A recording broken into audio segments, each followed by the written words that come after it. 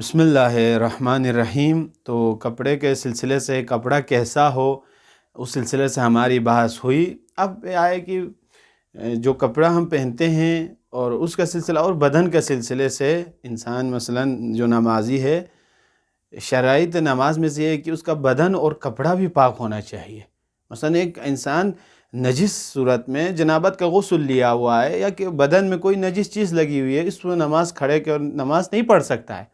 تو اسی سلسلے سے ہماری بات سے فرماتے ہیں، پہلا میں نے لکھا بھی ہے موارد بنا کر، وَمِن شَرَائِطِهَا طَہَارَةُ الْبَدَنِ وَالثَّوْبِ، شرائط نماز میں سے پہلی چیز کیا ہے؟ بدن کا پاک ہونا اور کپڑے کا پاک ہونا، یہ شرائط نماز میں سے ہے۔ اب دوسرا ایک مسئلہ آتا ہے اسی کپڑے اور بدن کے سلسلے سے، وَلَوْ اشْتَبَهَ ثَوْبٌ طَاهِرٌ بِثَوْبٍ نَجِسٍ وَجَبَ تَرْكُهُمَا۔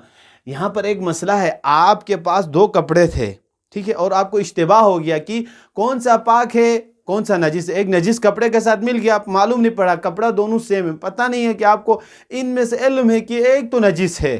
جب آپ کو علم ہو ایک کے نجس ہونے پر، فرماتے ہیں وَلَوْ اشْتَبَهَ ثَوْبٌ طَاهِرٌ بِثَوْبٍ نَجِسٍ، ایک پاک کپڑے کا نجس کپڑے کے ساتھ مثلاً اشتباہ ہو گیا تو فرماتے ہیں وَجَبَ تَرْكُهُمَا، فرماتے ہیں جب آپ کو شک ہو جائے ان دو کپڑوں کے درمیان، پاک اور نجس کپڑے کے درمیان، تو واجب ہے ان دونوں کا ترک کرنا۔ اس وقت آپ کسی کپڑے کو بھی استعمال، دونوں کپڑوں میں سے ایک کو بھی استعمال نہیں کر سکتے، ان دونوں کا ترک کرنا کیا ہے؟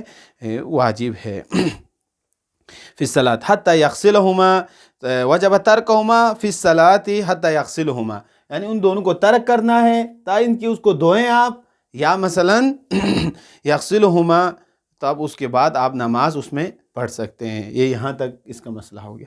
اب ایک دوسرا مسئلہ ہے، یہاں پر بیان کیا میں نے، وقت کم ہو، کیا کریں اس وقت؟ وفی ضیق الوقت یجوز التحری کما اذا تیقن بنجاست بموضع من بدنه او ثوب ولم يعرف بعینه وجب غسل الجمیع وفی قلت الماء ان غسل البعض المظنون به یجوز الصلاۃ فیہ۔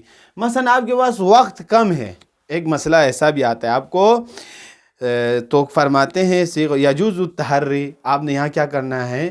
احتیاط کرنا ہے۔ کما اذا تیقن بنجاست موضع من بدنہ او ثوبہ، آپ کو مثلا یقین ہے کہ میرا ایک کپڑا یا میرے بدن کا کوئی حصہ کیا ہے؟ نجس ہے، آپ کو یقین ہو جاتا ہے کہ ایک جگہ تو نجس ہے، ٹھیک ہے، وَلَمْ يَعْرِفْ بِعَيْنِهِ، اور آپ کو معلوم نہیں ہے کہ کہاں پر مثلا نجاست لگی ہوئی ہے، آپ کو اس کے بارے میں معلوم نہیں، وجب غسل الجمیع، تو واجب ہے آپ کو اس وقت کیا کرنا ہے؟ آپ کو پورے بدن کا، پورے اس کا کپڑے کا دھونا، ٹھیک ہے، یہ جب آپ کے پاس پوری سہولات آپ کے پاس موجود ہو۔ وفی قلت الماء، ٹھیک ہے، آپ جب پانی اگر کم ہو تو اس صورت میں کیا کریں؟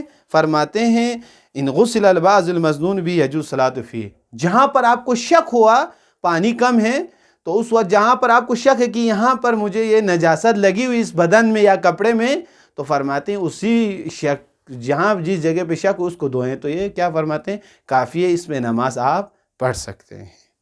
اب اور ایک مسئلہ جو ہمارا اکثر اور بیشتر ہمارے تمام لوگ اس میں مبتلا ہوتے ہیں اور پوچھتے ہیں اس سلسلے سے، فرماتے ہیں یہاں پر میں نے بیان، گلی کوچوں یا سڑک کے جو کچرا ہے، چینٹے ہیں وغیرہ ہیں، اگر اس میں مثلا کوئی ناپاک چیز بھی ہو تو اس سلسلے سے ہمارا کیا مسئلہ ہے؟ فرماتے ہیں شاہ سید محمد نور بخش رحمۃ اللہ علیہ، وَأَمَّتِينُ الشَّوَارِعِ إِن تَأَثَّرَ الْحَذَرُ مِنْهُ فَقَلِيلٌ مَعْفُوٌ۔ مثلا آپ شوارع کہتے ہیں، مثلا روڈ وغیرہ، مثلا شعارے لکھا ہوتا ہے، جو مکہ مدینے گئے ہو، عراق آئے ہوں تو شوارع امام حسن، شوارع امام جواد الائمہ، یا مثلا مکہ میں جائیں گے آپ کو شوارع مثلا جہاں جو بھی نام ہوں گے، اس طرح شعارے کہتے ہیں۔ آپ کو مثلا وہاں پر آپ کو مشکل ہے کہ ان سے بچنا، مشکل ہے ان چھینٹوں سے بچنا، عام طور پر ہم لوگوں کو، ہمارے خاص طور سے ہندوستان کے اندر ہم لوگ مشکل ہے ہم لوگوں کے لیے، ہر جگہ مثلا کوئی نجاست لگی ہوتی ہے، اس طرح چینٹے ہوں، تو فرماتے ہیں منہ فقلیلہ معفون، فرماتے ہیں اگر وہ کم ہو، چھوٹی چیز مثلا تھوڑا سا لگ گیا، اس طرح کا پیشاب ہو، مثلا کوئی چیز ہو، تو کہتے ہیں کہ اس اگر آپ کو بچنا مشکل ہو تو وہ تو کم ہو، تو اگر وہ آپ کے لیے وہ چھینٹے وغیرہ وہ گندگی، تو کیا یہ معاف ہے، یہ ایک مسئلہ ہے۔ وَلَوْ كَانَ نَجِسًا، چاہے وہ فرماتے ہیں وہ مثلا نجس بھی ہو تو کوئی مسئلہ نہیں ہے۔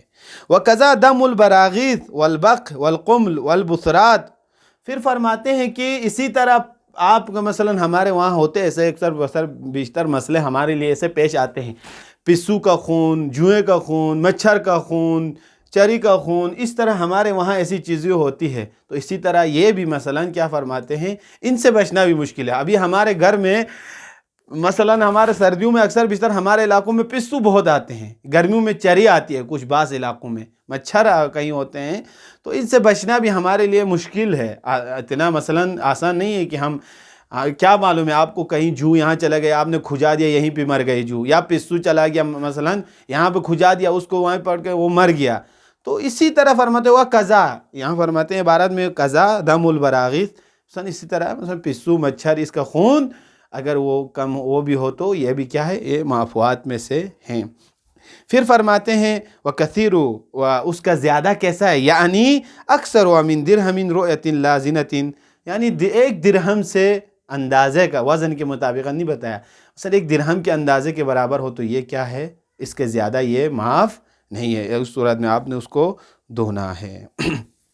ان علم ولم يغسله ان علم ولم يغسله وصلى فيه من غير ضرورة كضيق الوقت وفقد الماء ومخافة العدو والصبغ وتخلف الرفقاء وغيرها وجب غسلهما. یہاں پر ایک مسئلہ ہوتا ہے آپ کے لیے، فرماتے ہیں آپ کو مثلا کسی گندگی کا علم بھی ہے اور اس مشکلات کے بغیر آپ نے ان میں مثلا آپ نے نماز پڑھی، وقت کم بھی نہیں تھا، یا مثلا آپ کو پانی بھی کم نہیں تھا، دشمن کا خوف بھی نہیں تھا، دوستوں سے بچھڑنے کا مثلا کوئی خطرہ بھی نہیں تھا، تو یہ دو حکم ہوتے ہیں یہاں پر وجب غسلہما. تو اس صورت میں آپ نے کیا کرنا ہے، اس کپڑے کو اور بدن کو پورا دھونا ہے. لیکن برعکس اگر آپ کو کہیں دوستوں کا بچھڑنے کا خطرہ ہو، تو میں کپڑا دھو لوں گا، دشمن کا آنے کا خطرہ ہے، وقت کم ہے، تو اس صورت میں آپ نے کیا کرنا ہے، اسی جگہ کو آپ نے دھو کر کیا کرنا ہے، نماز وہاں پر آپ نے پڑھنی ہے.